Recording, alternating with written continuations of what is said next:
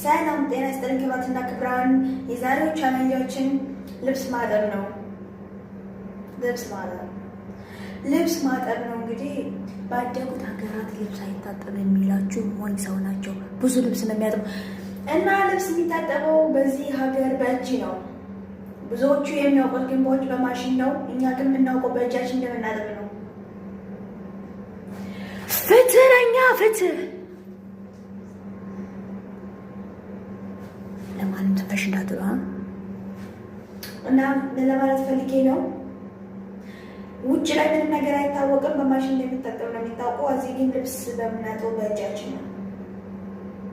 መረጃው እንዳላሳያችሁ ይገርፉኛል።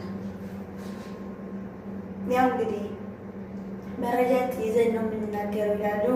ዜናችን በዚህ እንዘጋለን።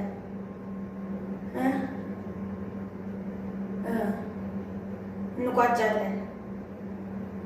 ካሜራ እያየሁ እኮ ነው። እንቋጫለን። በቃ እንቋጫለን። የሚታጠበው በቃ አለቀ። የሚታጠበው በእጅ ነው። እንትን አትበሉ። የምሬን ነው። በስደት ላይ ያላችሁ ታውቃላችሁ ለማለት ነው።